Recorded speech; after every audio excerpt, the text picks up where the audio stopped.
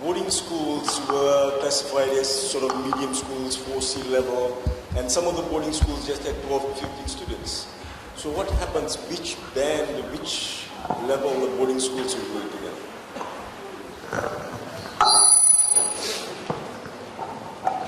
So boarding schools are still classified based on the number of teachers, but we are reviewing the allowance that goes for the teachers who work in the boarding schools. So the Ministry has already been out conducting consultations about how that allowance should operate, but you are still grouped the same way, so it's still small, medium and large.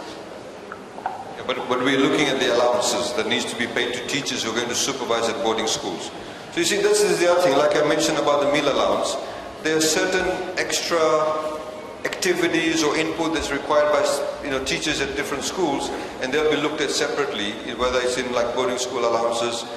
There was an issue that was raised with us yesterday, and in fact we were thinking about it 2 days prior to that. Is there any form of recognition of teachers, for example, who may be spending hours on end, taking their school athletics team out for 2 days?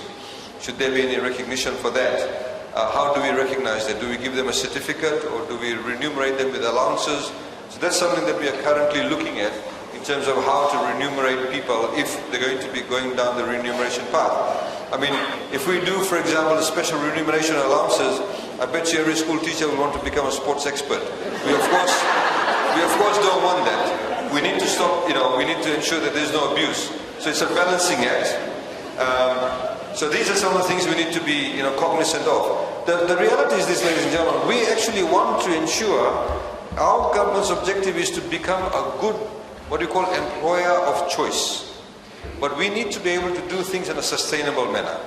Like we've announced with the meal allowance, it's a realistic form, and we've said there'll be $20 beginning of 1st of September for one meal, but we need to do a review in 2.5 years' time. So in the meantime, it helps us to collect data. Because, for example, $20 getting a lunch in Tavuni is actually not a bad amount of money, like I said. Or in, maybe Korovo, you can get a good meal for $20. But $20 maybe in Suva may not be that much. So what some employers have done, they give the meal allowance based on the location. Some people give a one-set allowance, like I spoke to ANZ. They just give a lump sum for the day. And it's up to you how you spend it. So we thought that the best way to do it is to give $20 a meal allowance, and then in 2.5 years' time we'll get more data, we'll be able to review it. But of course it won't necessarily go down, but we need to ensure it's done in a sustainable manner. This pay rise that we're giving all the civil servants is in excess of about $140 million. So you may be getting, say, a $3,000 pay rise, some of you are getting a $25,000 pay rise. But if you put it all together, it's about $145 million more. So it needs to be done in a sustainable manner, but in a manner in which everybody's happy with. Thank you.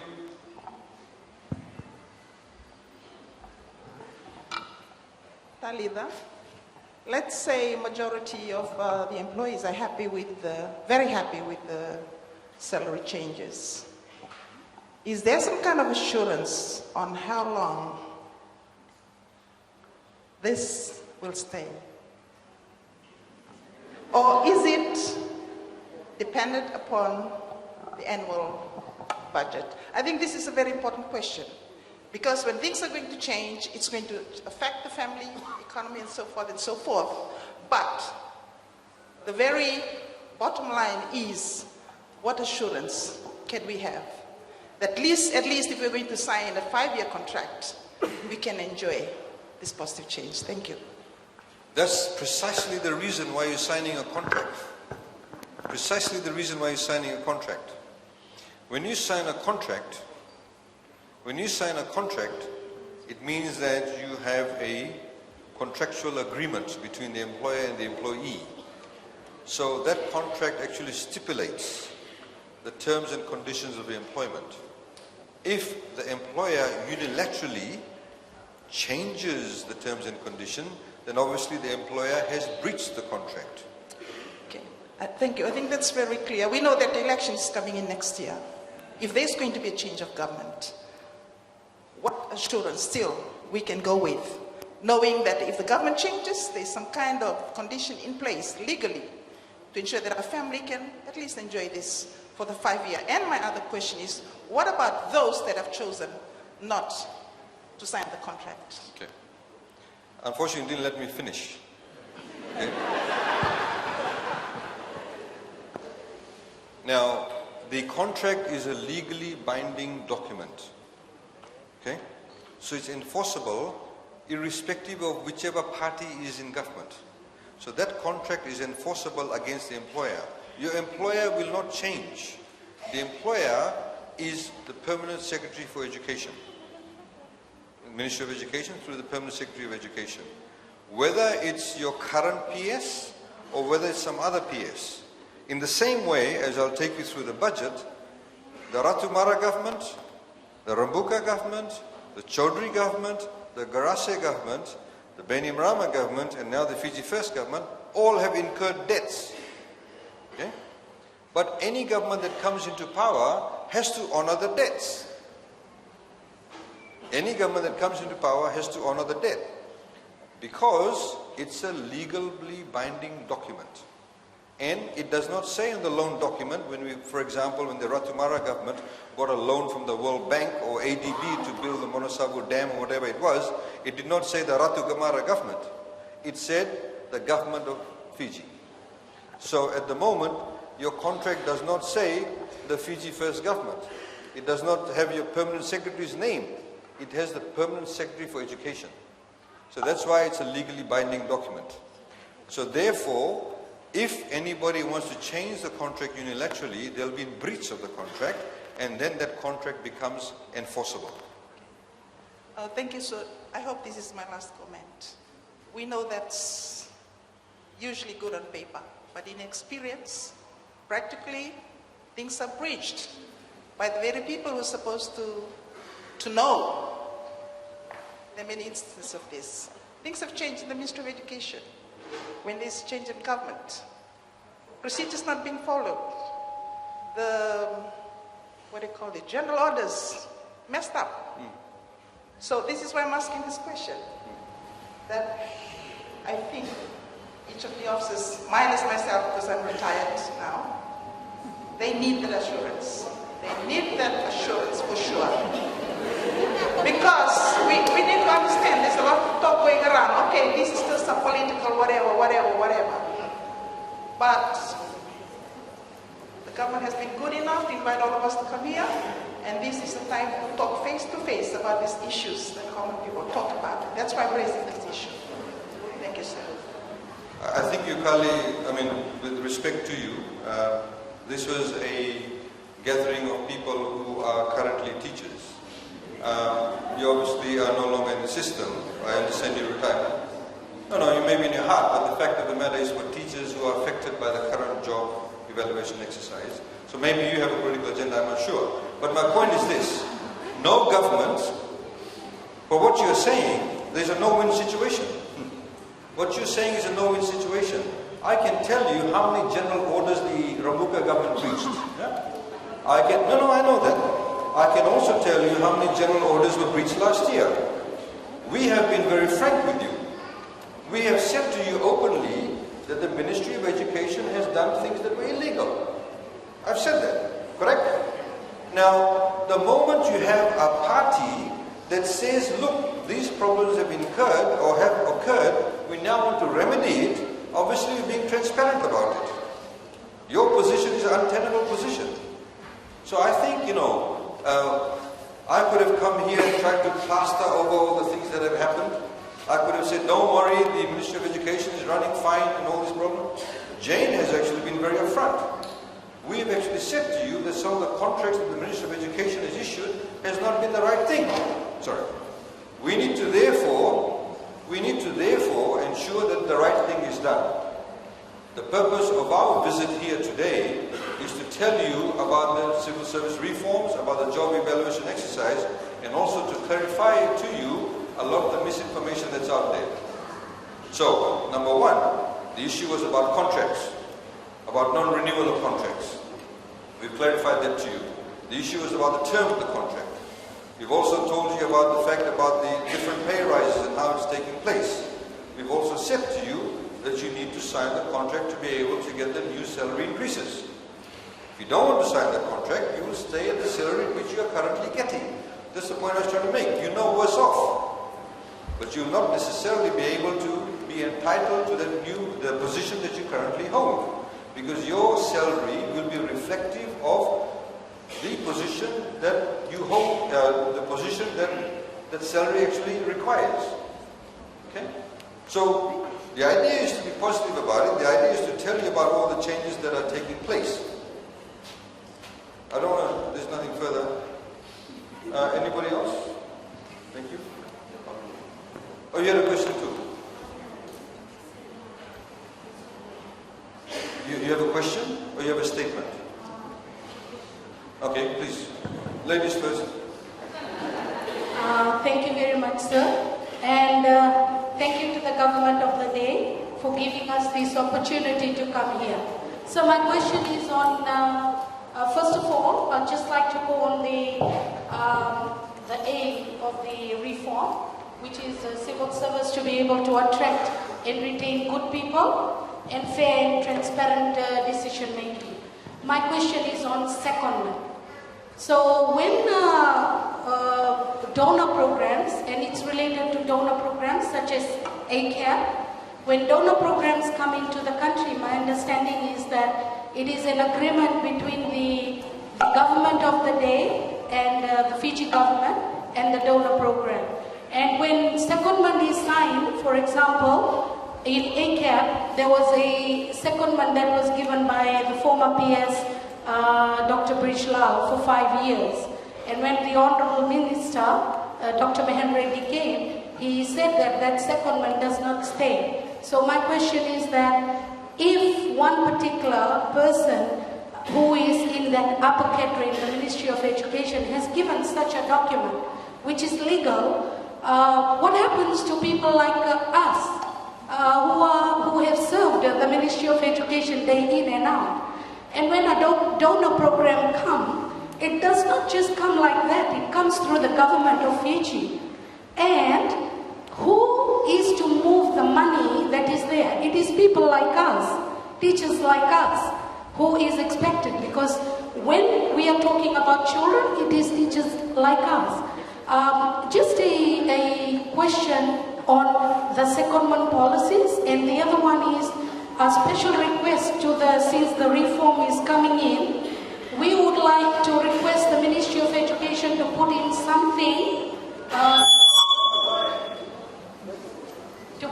something regarding the donor programs, and if civil servants are coming into the program through a contract that is binding them, to safeguard us too. Otherwise, today we are talking about salary banks, and we are talking about people who are in the ministry. We were part of the Ministry of Education, and we work day in and out in the ministry, fulfilling the pillars of education and the manifesto of the government. But today, we are sort of, everywhere we go, it's a door shut. So please, if we are not coming on personal issues, I'm coming here as part of a teacher who is requesting that if we are employed by donor programs, ministry should be clear. Go and work, we'll take you back. Don't go and work, we won't take you back. Thank you, sir. I was waiting for your question. Sir, secondment policy. If Dr. Brijlal had signed that, and then how come that we were told that it is no longer standing? And when Dr. Mahendra Reddy came, he said, come back. But when the secondment was given, we signed another contract with the ACAP program, and we started working with the nation. But then how come that our contract was nullified? Okay. I don't know the specifics of that. Like I said, it's one of those issues we need to bring up individually. I assume you are one of the aggrieved parties, so you can raise it with us. Okay? Let's talk about general stuff. Thank you. Let's leave along all this politics. I'm asking a direct question about the education system.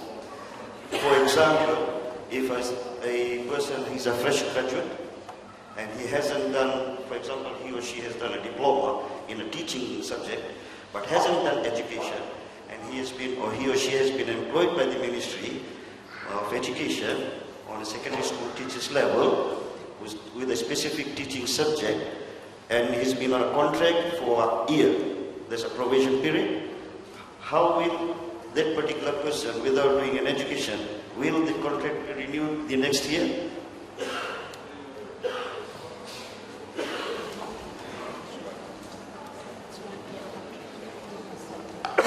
So the ministry is working on confirming the policy around those qualifications, okay? Because that person you described does not have the minimum qualifications for a secondary teacher, okay? They would be classified as an assistant teacher under the bands. And the ministry needs to assign work that is suitable for someone who is an assistant teacher and not a fully qualified teacher. And there needs to be a strengthening of the teacher registration as well. If you're not a properly qualified teacher, then you actually shouldn't get registration under the rules. So this goes back to, we have a policy that's not always followed. Okay? But in terms of the profession, it's important for the profession that those guidelines are properly implemented. Understanding that there may be shortages in some areas, and that's why you need assistant teachers. But those people without the teaching qualification can't perform the full range of duties of a teacher. Okay? So in terms of what will happen with the contract, it will actually depend on the scarcity of skills, but they can't have a contract at Band F because they're not qualified. So what happens if that particular person or that particular he or she who has a teaching subject degree tries to get enrolled into an education program but is not being offered by the universities in this semester, which ends at the end of the year, and it needs to get enrolled next year? What happens in that kind of case? You're talking about a particular case, but in general, the ministry is looking at how it can support and provide bridging programs for those people. But the main responsibility is to the children in the classes. The priority is to make sure that we have fully qualified teachers, and fully qualified teachers should have priority over people who are not yet fully qualified, as much as that may hurt an individual. Okay? Thank you. Thank you. Most thank you. As Honourable Minister said, I just need two clarifications on. I've just signed in my contract, and after reading 8, clause 8 of the government indemnity, I need clarification on this. Can I read? Yes. Just this would say, without prejudice to the provisions of clause 10, the government may, in its discretion, and without having to provide reasons, terminate this contract. Read the rest. Don't just read that. No, only A and B. A and B. I need clarification. A and B. Jane, you want to talk about A and B? Jane and the rest of us should talk to you about A. And the second one concerning transfer cost. It's not in my contract as well.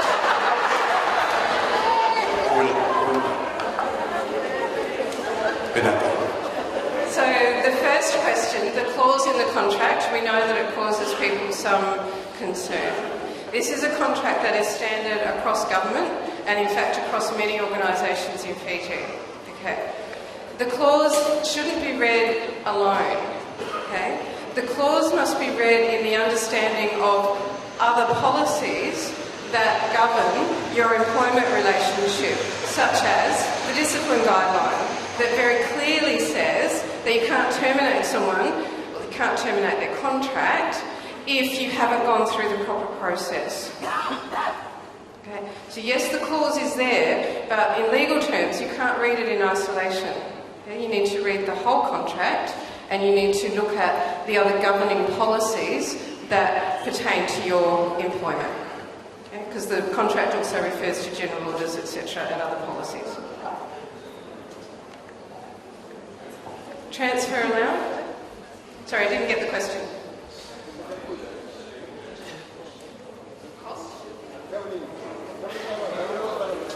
It's under the transfer allowances are under the general orders. The contract refers to the clauses in the general orders. I got it now.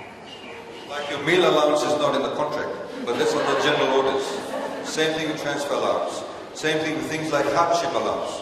Now obviously if you're going to put hardship allowance in the contract, that means you're entitled to hardship allowance even though you may not be in a hardship place. Right? So you have general orders that actually govern those specific areas like meal allowance, all those sorts of things. I mean, the other thing is also, you need to understand, some of you maybe do not necessarily understand this. When you sign this contract, like this gentleman has signed the contract, as Jane has highlighted, that there are other provisions that actually have a legal impact on the contract, including your right to go to the Employment Relations Tribunal. Remember that. You can actually have your contract enforced with the Employment Relations Tribunal. I know there are some people who are causing a lot of mischief, frankly. There are some people sitting here in the front who are commenting, I heard them say. The reality is this, they're creating, some of these people are creating this misinformation, creating a lot of mischief. You have the full legal right. Some of you may not have signed a contract before. Point is, if we were going to actually hide something, I would not be here standing here talking to you today. I mean, it would be very stupid of us to fire people willy-nilly. We don't have enough teachers. Okay? We don't want to fire people willy-nilly. As I've said to you before also, let me be emphatic about this. Yes, the Ministry of Education did some very silly things, like set up a discipline board that they shouldn't have. The moment we found out about it, we disbanded it. You need to take some comfort from that. That we are actually following the Constitution and the law that gives you natural justice. So I find it really annoying that people come along and make mischief about it. The reality is that today you have more ability to enforce this contract than ever before. So the standing orders gives you that comfort. The disciplinary guidelines that is published, it's available on the websites, it's actually available there, you can use that. So some person decides unilaterally from the head office, I will terminate this person because they've got blue eyes and I don't like them because they did not prepare morning tea for me when I went to the school. They cannot do that. They have to follow the disciplinary procedure. And even in the disciplinary procedure, you have a right of appeal. Even when that is exhausted, you can still go to the Employment Relations Tribunal. If you're not happy with the Employment Relations Tribunal matter, you can appeal it on a judicial review to the High Court of Fiji. These are the safeguards. Or you go to arbitration. We now have, because you're one of those areas, you can go to arbitration. So there are many provisions for that. I think it's rather superfluous to say, what guarantee will you have that these salaries will continue? No government can ever give anybody a guarantee such as that, but this document gives you that guarantee. The legal rights gives you that guarantee, and frankly the Constitution gives you that ability. It is a provision specifically on workers' rights in the Constitution. Those of you who have not read it, please read it. So that's the safeguard that you actually do have. Thank you for your contract. Gentleman here. Thank you, sir. I would like to thank you and commend you for your presentation today. I'm Sakusa. I'm a principal of a secondary school. My question is not on the contract, as I'm happy with that, and the job evaluation, but it's on our performance, secondary school teachers. I am a science teacher, and my request to you as the Minister for Economy, if the government can improve the facilities, science lab, libraries, home economic, industrial arts, special rooms, if it can be improved, So we are on a level playing field with other schools in the urban centers. Because now we are on the same salary, but very soon we are going to be assessed on our performance. But because we are specialized teachers, we need the standard facilities. Say a science lab. I have the privilege of teaching in a Suba school, and then I'm sent to a rural school. So when you enter the library of these two schools, you can see the difference. And children from these communities, they suffer. I mean, like, they are not well prepared, they are not well equipped to enter into university. So that is my plea to you, sir. And secondly, on teachers quarters. We are happy about our island schools. All island schools, we have teachers' quarters. But the two main islands, most teachers are forced to travel. Secondary school teachers, some are traveling from Suba right to Vunimono. Because the Vunimono management, they say there's no quarters for you. But this teacher is traveling from Suba to Vunimono. I have traveled from Suba to Wandina Secondary School. We have to leave 5 a.m. in the morning. So can government build more teachers' quarters so that to solve that problem and to help us do our work better? Thank you, sir. I'm really glad you raised those issues, in fact, because they are some of the areas that we're very concerned about. The first one in particular, like the science labs and libraries. There's also a bit of an issue with respect of some schools are now going with e-libraries. And some, of course, don't even have proper hardcore libraries. So that's a level of disparity that exists. So we want to the point is this. We've got a plan in place. But we need to ensure that the teachers are on a level playing field first. Now, if we fix up the science labs and fix up the libraries, but you're still having all these shenanigans with the teachers, then they'll be problematic too. So we need to get the teachers on the same wavelength, get people to be appointed on the OMRS, get your salaries up to a level where it's respectable enough, it recognizes the points of difference, it recognizes the level of responsibilities. Also, like going forward, even with the PMS, we're looking at things like, where you posted and our ability to perform. Then we need to be able to start equipping the schools.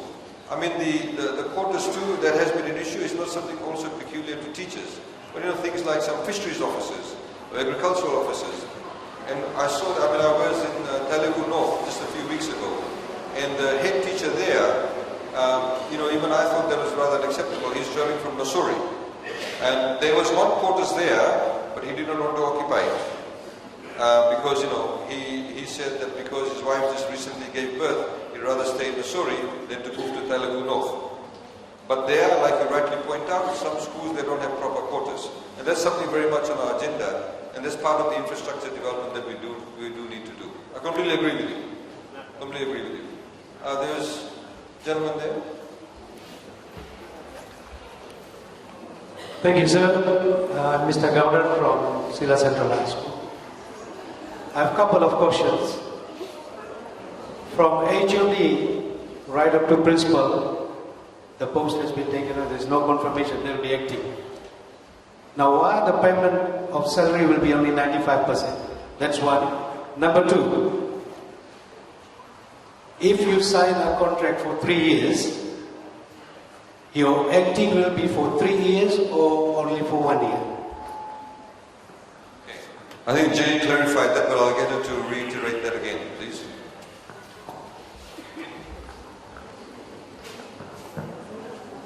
So the 95% is because that is in the general orders, okay? And we're not going to amend the general orders. Okay?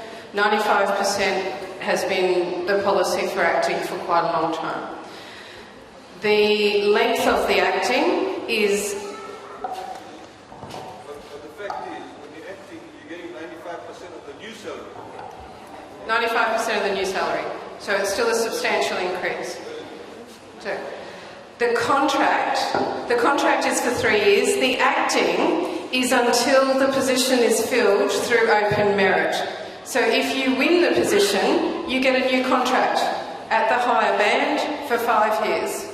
If you don't win the position, then the acting ceases and you move to the other position, your substantive position for the remainder of the contract. Thank you, Madam. So for example, assuming that you are on ED1A05 at the moment, right? Before the salary rise, so you're earning $39,000. Okay?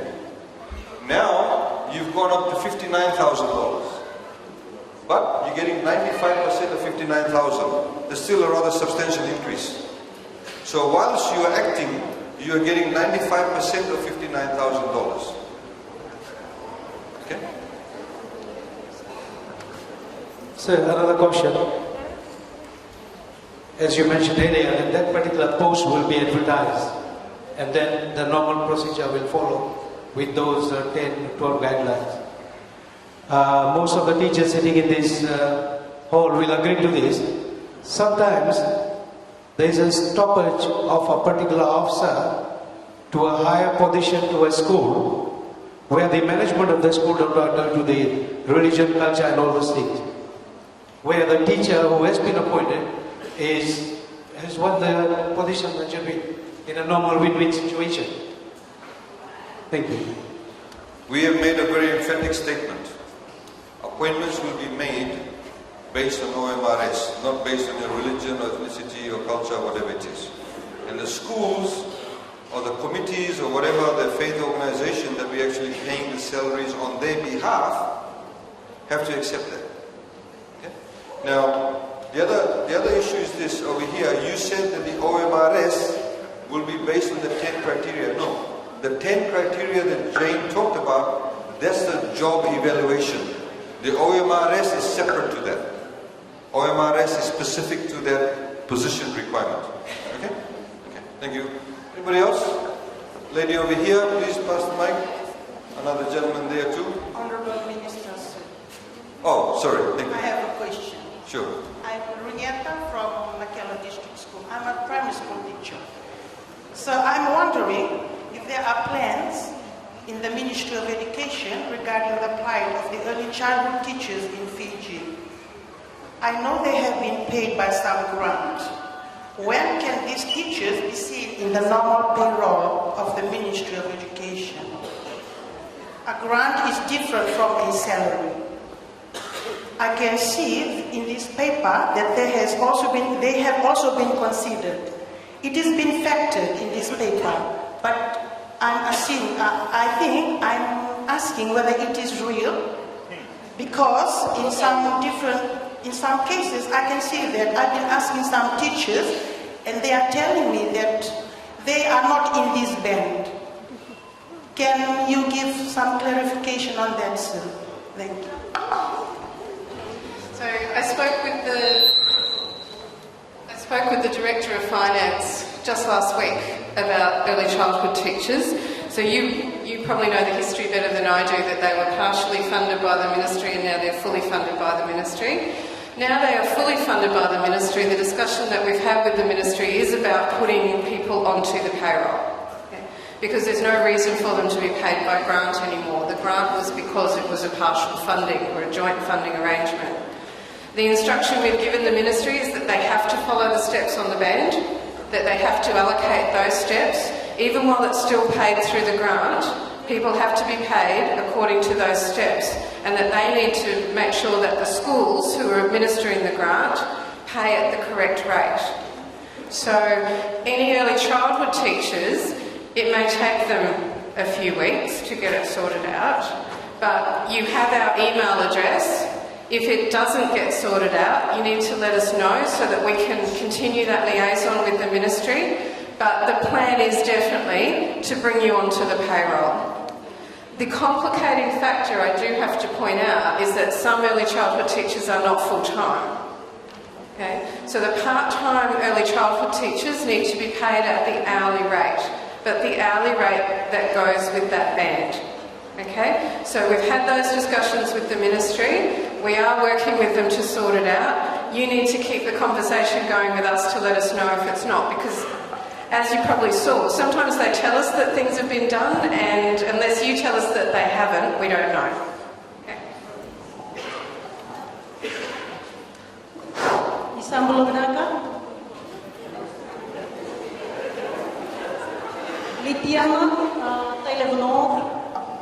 Sir, my question is it compulsory for all the teachers to sign their contract?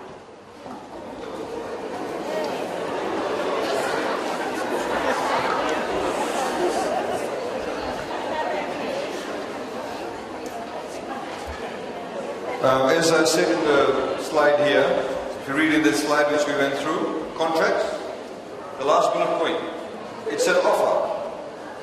No pressure to accept.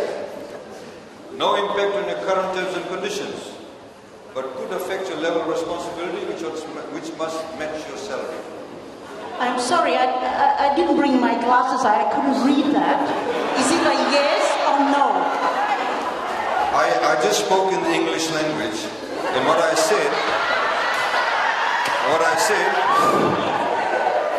said, let me read it out again.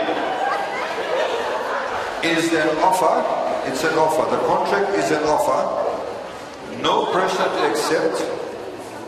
No impact on your current terms and conditions, but could affect your level of responsibility, which must match your salary. Jane, you want to clarify that further?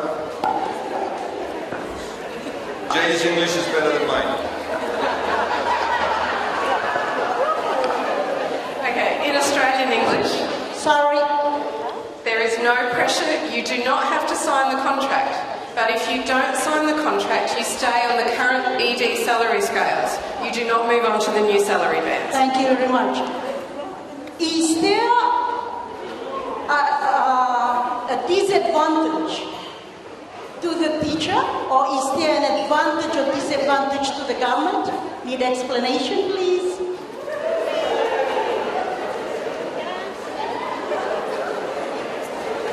Actually, I think it's a disadvantage to you.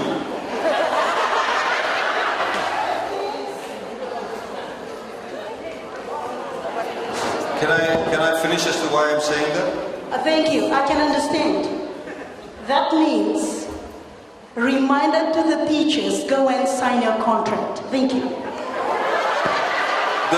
The reason why I'm saying that it's an advantage for you is obviously you get the salary increment, and obviously it gives you the ability to move up the system. For us, in a way, it is a disadvantage for us if you don't sign. Not an advantage, a disadvantage. Because we would like to see you personally develop. We would like to see you personally be able to move in the salary band and get that increment. Because we want happy teachers. We don't want dissatisfied teachers or disgruntled teachers or jaundiced teachers. We want teachers who are happy. So if you are happy, you will hopefully become a happy teacher. When you become a happy teacher, we'll have happy students. So they'll do well. Okay. The Honorable Minister. Thank you. Sir, I'm Merani, an ECE teacher. It's a request. So we ECE teachers set a platform for all education. I kindly request, sir, if the ministry can take us seriously, and I know, sir, your government will be the champion in ECE legislature, so we can be visible. Thank you.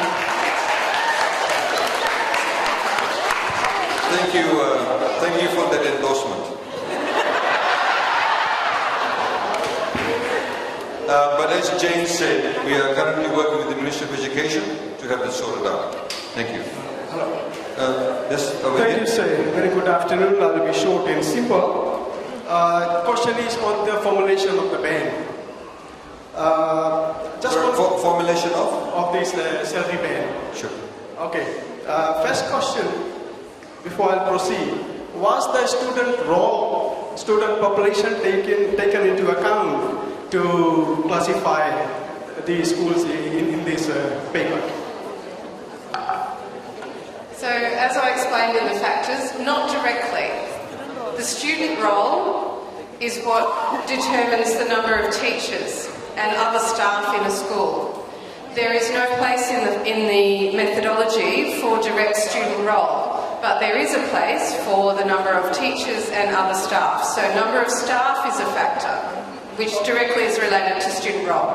Thank you, Madam. So that means if you look at the classification of the schools, large, medium and small, large means over 25 teachers, that means 26 plus. So those schools who are now classified at the moment as large, if they have 25, that means they'll go back to the medium. Because when you go back to the ministry, you are only going to issue the contracts looking at the number of teachers in the school. For example, a 1B school at the moment has got only 25 teachers. So that 1B post holder, we will go back to medium school. You see my point, what I am saying. Because they have 1,000 plus students and only 25 teachers. But you should have more than 25 teachers. We're also aware that some schools don't have the number of teachers that they are supposed to have. The numbers that were supplied to us for evaluation are based on the number of teachers that are supposed to be in the school based on the school roll. So you're not being doubly disadvantaged by not having the number of teachers that you're supposed to have. So does that mean at the moment, even if those schools who have got that big role and they have 25 teachers and the grade is ED or rather E1B, so they'll be given on 26 plus basis contract at the moment? No, see, this is why we also, what you are basing it upon is some of the current practices. What we have said to you is some of the current practices aren't correct. The way that Ministry of Education is doing. So if you may recall, I had mentioned we're doing a review of the class size and staffing ratios. So in that review, it's going to be carried out by the World Bank. That should essentially tell us how many teachers should be in the school with 1,000 students, 1,500 students, 500 students. It won't be dependent on the subjective assessment of some education officer in Suva Marella House. It will be set out as a policy guideline that if we have a school, this man's row or this many people in the school row, it must have this many number of students. So that will actually address the issue. So automatically, I would assume that if you are, for example, a vice principal or assistant principal, and the classification on large school, medium school, small school, once that system is improved, you may actually then fall into a large school automatically, and therefore that will have an impact on the salary too. Thank you, Sayed. Just a supplement to that question. The secondary schools are not going to be affected because even they are a school, because of the subject options and combinations, they'll have, say, 25 plus teachers. Now, if you look at the student roll, one school has got 1,000 plus, and one secondary school has got, say, 500. If you look at the number of teachers looking after the children, because after all, the education aims for the teachers to interact with the children. So, look at 25 teachers in 1,000 plus students, and 25 teachers in 500 schools, teachers. So, there's a disparity.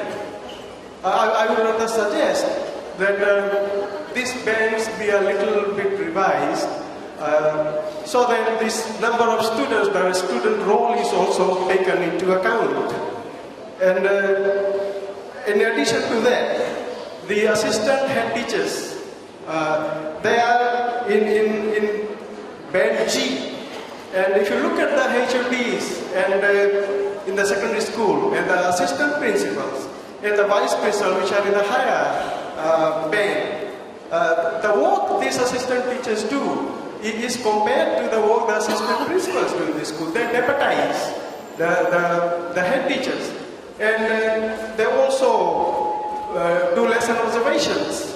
And they do documentations, and even they are reporting officers. There is so much interaction to be done with the students in a large school. So why are they put in band G when they are doing similar work like the assistant principals and the vice principals?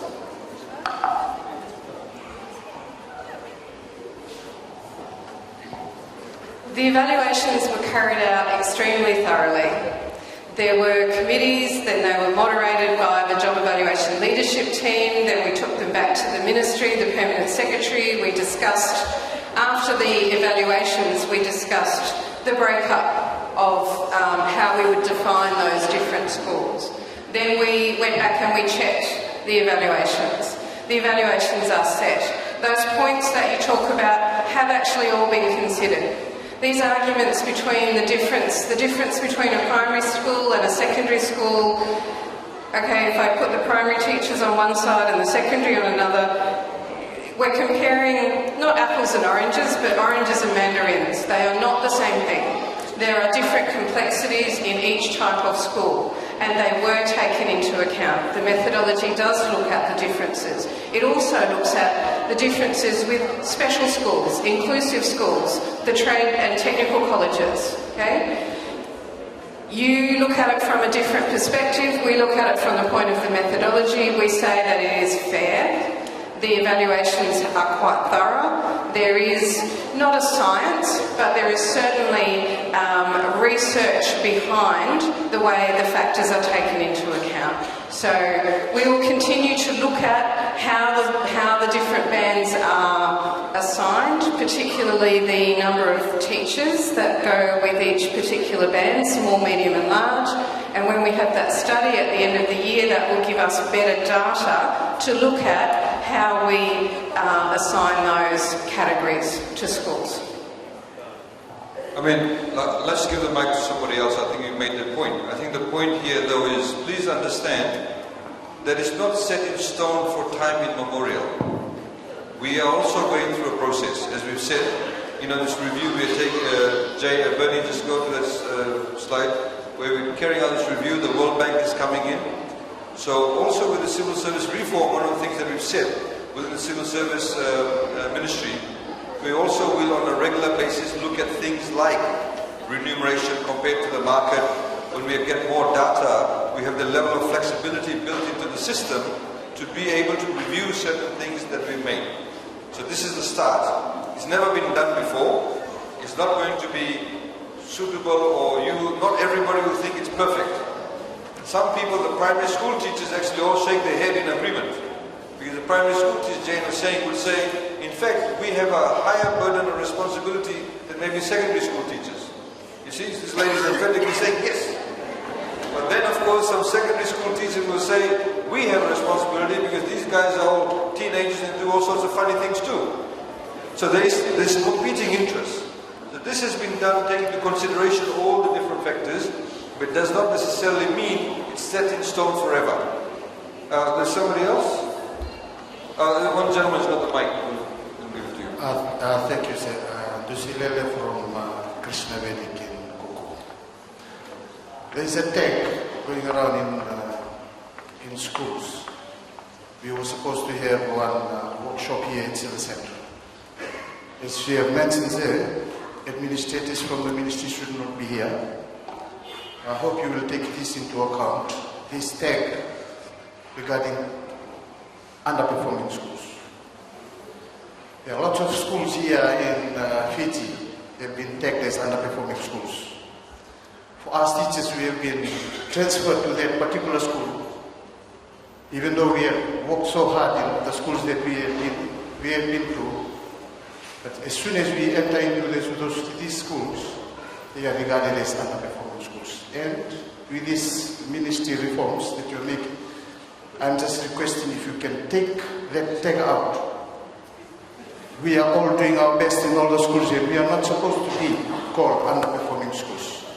That is... I completely agree with you. There's too much negativity in in the way assessments are done is it needs to be in a positive reinforcement manner. So that's some of the things we're looking at. That's why we're getting best international practices. And I completely agree with you in that respect. Okay, this lady here, please, mic here. Can we soon sort of round off? Sorry, you have the mic.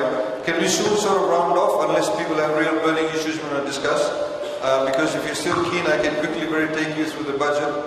I have to be in Sigatoka not Sigatoka, sorry. I have to be in Suva at 6:30 p.m. So we probably can, it probably might take me 15-20 minutes to go through that. But let's go through your questions, please. Thank you. Pauline Mudaki from Dilkusha Girls. This is not in regards with a contract, I'm very happy with it, but I had a question regarding our Education Act that was implemented in 1978. I was not born then. You mentioned about your big picture outcomes regarding the student-teacher ratio. And as stated in the Education Act, 1 teacher is to 15 students. Now the question is whether that is your only, where you will only concentrate on the student-teacher ratio or the whole spectrum of the Education Act, since it has not been revised. The whole spectrum. Thank you very much, sir. It has to be. It has to be. There are many laws like that in Fiji. Very old, very archaic, has not been reviewed. But even as the head teacher here, or principal, mentioned about libraries and science and all of that. We need to look at the whole spectrum. That's why we carry out this review. But we want to do the review in a systematic manner and be able to ensure the sustainability. I mean, just this one issue. A lot of people, we talk about digital literacy and all of that. But our concern is, wearing my Minister for Communications hat, is that access to technology must actually ensure that when we give that accessibility, is actually given equally. Otherwise, you create a bigger gap. They say technology is the great equalizer, but technology can also be the greatest disequalizer. So if we equip all the schools that have electricity with all these, tablets or whatever it may be, but the schools that don't have electricity or teachers who aren't trained in it, there'll become an even bigger gap. So we have to ensure that when we roll this out, it's actually done, for long-term sustainability and making sure that we actually fill in those gaps. Thank you. Sir, I just want to talk on about the salary band that my colleague has talked on, sir. I think, from my point of view, there shouldn't be any difference between the primary and secondary school student teachers regarding the salary band. Because by looking at the workload, the secondary school teachers, most of them have subject teaching. But for us primary school teachers, for assistant head teachers, we are observing all the 7 or 8 subjects. So I think there shouldn't be any difference between the salary bands, because very much the workload is just the same. Obviously, a group of primary teachers.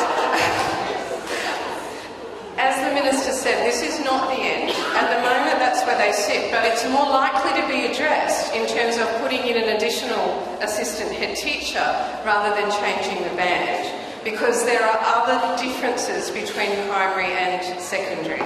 Okay? Primary and secondary never ever agree on these things. I've been doing this for a long time in education, and there are always these debates, but the volume of work will be addressed through the World Bank study.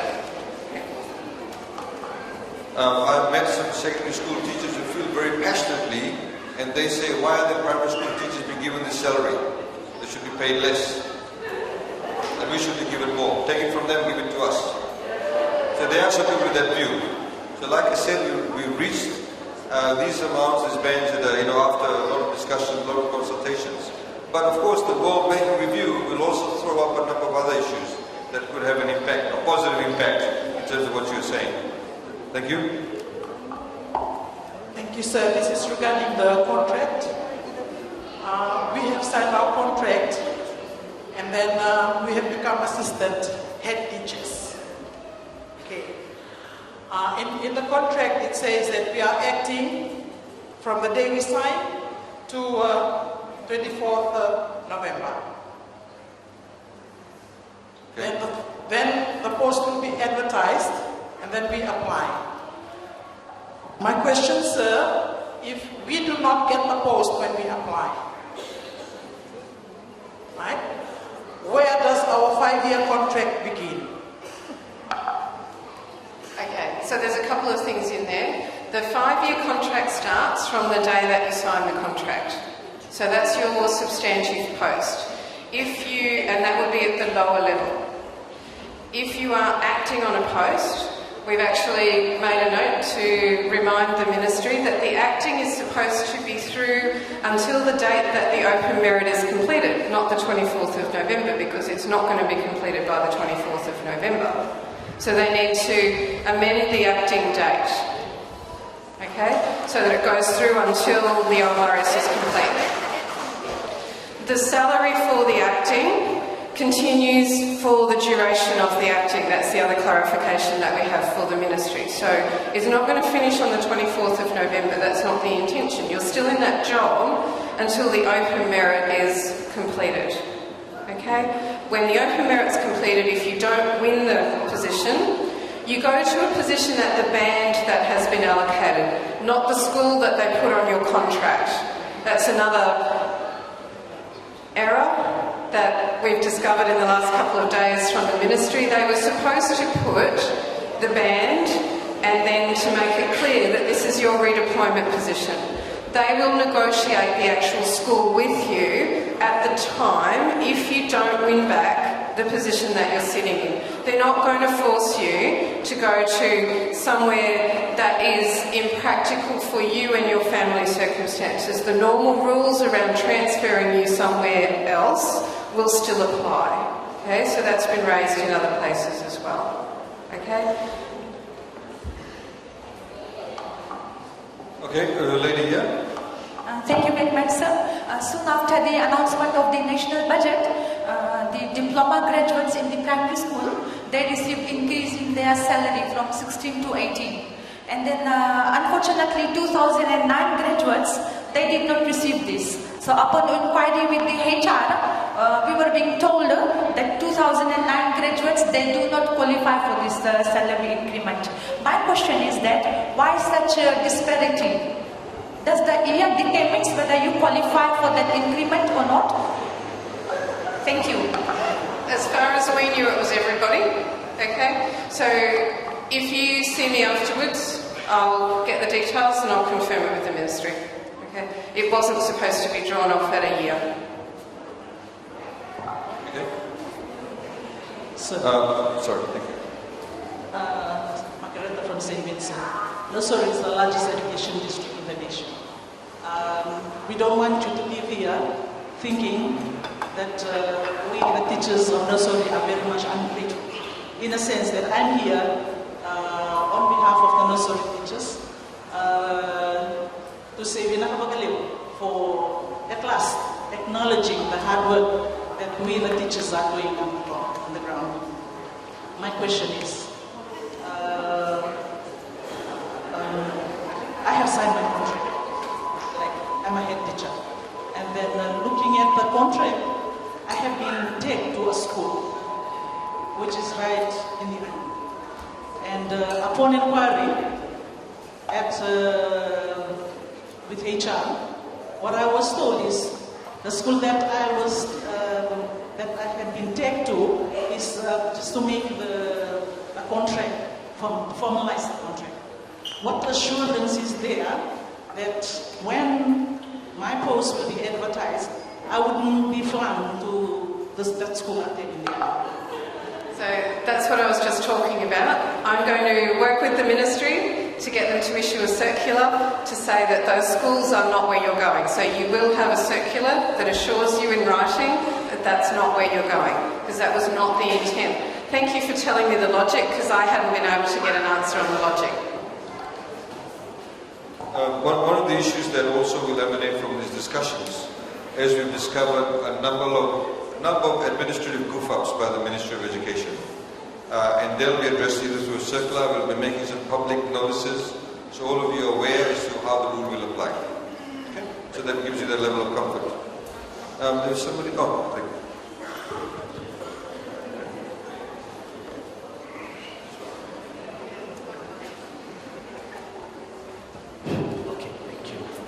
Thank you very much, the Honorable Minister.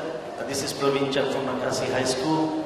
Sir, the presentation so far has been wonderful. I have understood all the misconceptions that we had. I'm sure it has cleared a lot of doubts in our minds.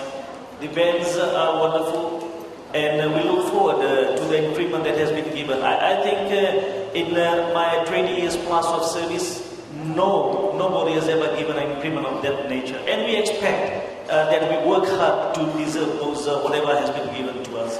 And but in regards to the reforms that's taking place, now that all those who have got more than 15% increment, I was totaling the majority of the positions will be advertised.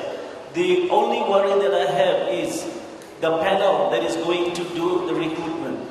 The panel has got independence, as is written there. I'm convinced what is there, but I am not very much convinced the way it would be implemented. Because when OMRS came into place, we could sense that things were not done in the manner that it was supposed to be done. With the very good intention of your ministry, sir, I very much appreciate when it was your ministry that has taken over. And we just would like to request that when the panel comes in, I'd just like to draw attention, sir, to the job test that was given. It was a multiple choice question that was given.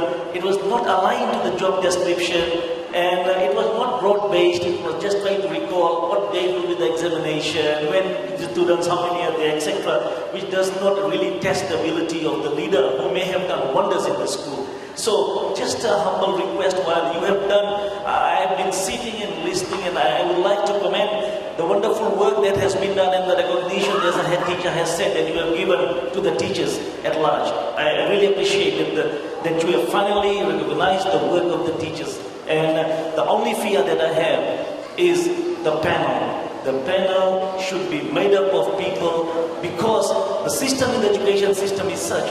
The teachers, they go up to the Ministry of Education, they have got connections. And once they sit there, it's very hard for them to make rational decisions. Otherwise, thank you very much. Thank you for coming over here and clearing our doubts and giving us a view. Thank you. As I mentioned in the beginning, the Ministry of Education had some issues with OMRS, and I'm putting it politely.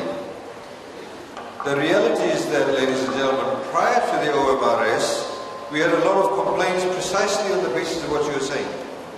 People have complained to us that people used to have connections, or people used to say, oh, that person got appointed because he's a Itoke, or because he's an Indo-Fijian, or because they go to the same church, or because they come from the same province, or both of them are in the union, whatever the case may be. The whole issue of the OMRS is to ensure that everybody is assessed using the same determinants. You're absolutely right. What the trick of the OMRS is that the respective ministry needs to ensure that the determinants are the right determinants, right? Appropriate for that particular position in assessing that. So that is work in progress. We're trying to get that right. This is why Jane is saying, when we roll these advertisements out, we must ensure that all those determinants, all the questions that we ask will be finalized. And we're going to publish it too. All of this will be published. So it's not a clandestine manner. So you know before you go for a job, what are the things they'll be looking for. And hopefully you can prepare for that. So that's the level of transparency it should have. Number one. Number two, as we've said, the jobs that are advertised, if it's below J, on the panel of 3, there should be one member of the panel that should be from outside the ministry. If it's J and above, it should have one person from the ministry, one from outside the ministry, and the third person should be from outside the civil service. It's a senior position, we need to do that. Some of the ministries are already doing that. So that is the safeguard that we're going to have, but your issue is regarding the actual determinants themselves. And that obviously will be determined in the next few months before it's actually rolled out. So people know that. So also, like I mentioned, in the training by the Ministry of Civil Service, you get to, they can train you regarding interview, how you can perform, write your CVs, etc. So all of these things will be published. And we rather that people continue to act longer period. Don't mind people acting until we get it right. Once we get it right, then we publish it. Once we sort out issues like this lady over here had highlighted regarding schools and all of that, we need to sort all that out. And then of course you'll have confidence. The moment the right determinants are done and people get appointed, then nobody can say that, oh, this person's got the job because of corrections or whatever, or ethnicity, or religion, whatever it is. Or he's got nice blue eyes, whatever the case may be. Then it increases the level of confidence, not just in the teaching fraternity amongst your own peers, because they know you got the job on merit, but also in respect of the entire governance of the teaching fraternity itself. But thank you for raising that. Unless there are any burning questions. Are you burning? Just a humble request. Sure. Please look into the caliber of officers that we have in our district offices. Yes. In the past year, some of them have been promoted over 2 or 3 promotions to get into the position. And what is happening, it is creating a lot of fear, a lot of insecurity in our teachers. So please just look into the caliber of the people so that they do not misinform the teachers. Yes. Some of them, I must say, they do not know whether they're coming or going. Thank you very much. No, we realize that a lot of them do not know where they are. But the point of the matter is, that's part of the restructure of the administration side of the Ministry of Education. You're absolutely right. And there is a big issue there. So, please, unless you have asked a question, can we, you've already had a chance. We've got 2 other people who have not asked. But you can, once I'm doing the budget, go and ask the question of Jane. Jane will be made available. The gentleman here, and the last lady at the back, and then we'll close it, please. Otherwise, I have to get a speaking ticket. Good evening, sir. Evening. Thank you for the initiative. You are commended. We salute you for this effort. Just a grave concern. Thank you for the reforms. This will stop the ministry of the abrupt transfer of teachers in the year, during the course of the year, in midterm. Heads of school, standing here is an officer who had been sent on transfer on attachment in the education office. So, just to assist us on that, and thank you for those reforms in current years, that our ministry will be reformed. That all these transfers and transferring this teacher from point A, point B, and bringing them back to where they were transferred, from point A to point B, then sent back to point A. Even head teachers had been sent without any genuine reason from our senior officials. With due respect to our senior officials. Thank you, sir, for that. Okay, lady at the back there, please give her the mic. Just behind you.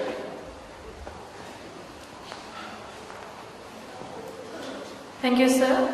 Thank you. I think probably my question is more towards Jane. Can you please clarify on the performance assessment that you were talking about? And especially based on results. How will you assess a teacher's performance and how you will determine whether they should go ahead with the promotion? The issue about assessment, as I mentioned, I don't know if you were here or not, and I mentioned that. There are a number of determinants. We are going to carry out an exercise soon. It starts in September. Jane, it starts in September. So we'll be looking at a range of issues. It's not about just the pass rate. It's also about other factors in terms of your performance. It also sometimes looks at the overall performance of the school, about the ministry itself, about what school you're teaching in, the challenges you face. If, for example, you had a school where in a particular subject area, maybe there's very low pass rate, and you've come along and fixed that up, then obviously those things can be taken into consideration. It has not been finalized yet, but it will be finalized. Once it's finalized, then that will also be published. So you'll also know how you're being assessed. Okay? So there will be transparency on the Absolutely, it has individuals. to be. Otherwise it won't work. Okay? Thank you. Thank you. Thank you, sir. My question is regarding the grading, and especially in front of the officer is a 6D officer, and he has claimed to the grades of 5A, 5B, and 5C, and now he's assistant head teacher in one of a medium-sized school. And when you look at this scale grading, he's on like 28, and if he had remained on that ED 6D grade, he would have been on a better salary scale. How do you fare this with? Thank you. So this is the principal of a small school, as opposed to the so head teacher in a small school, assistant head teacher in a large school. Have I got it right? Yeah? Okay.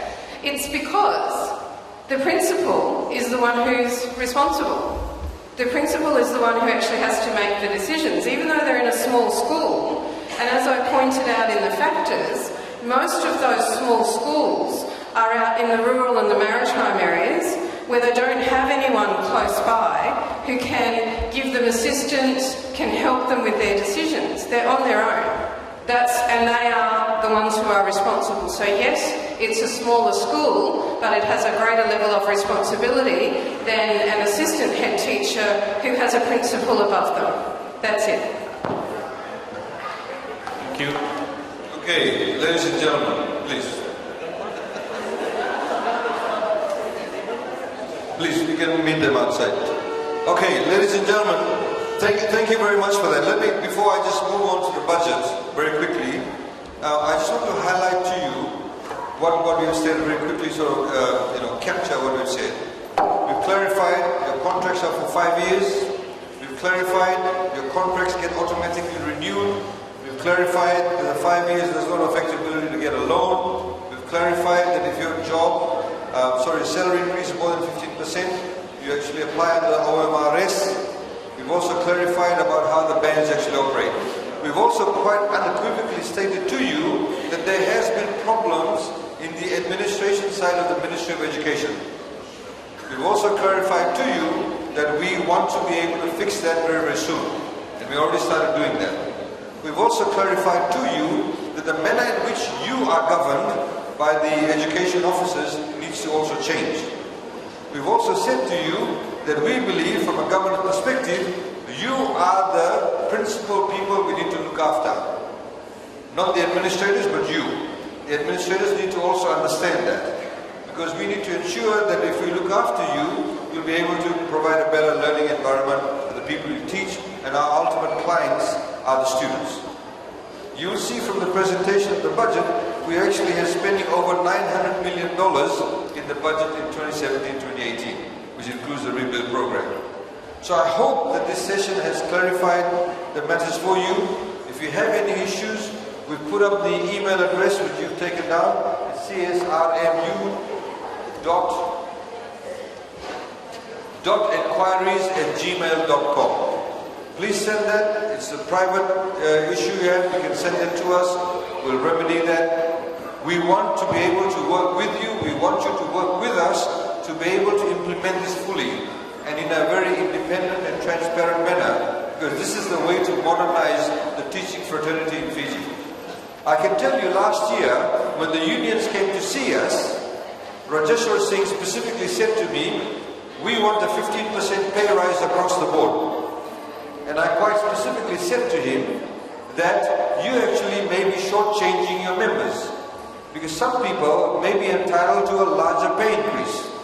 And what you're also doing is depriving them of the PMS system, because that's the way to go. Rather than this old way of thinking, give everybody a 15% pay rise across the board.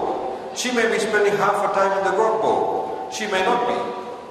Why should she get the same adjustment or not have PMS and she not be recognized for her hard work? That's the way to go, to be able to get the best input from teachers. So we need to have the buy-in. They say, well, okay, it doesn't have to be 15, maybe we can negotiate. So they would have probably been happy with 10%, but it would have shortchanged all of you. So we have taken a concerted effort. Obviously it requires a lot more application, and we will do that in the next few months. So thank you very much for coming. If you have colleagues in Lotokam, Ba and Nandi, tomorrow we'll be there. Sawasawa and Lambasa on Friday. Please tell them to come to this, and hopefully we'll clarify issues for them. I will now very quickly take you through the national budget. Sorry. Just a very important announcement before the Minister continues. There's a line of cars on the right. If you have parked on the right side of the hall this side, could you please go and move your cars? It's blocking off the traffic for everybody else. Thank you. Okay, just very quickly the national budget, fiscal update. This is the fiscal deficit. You know,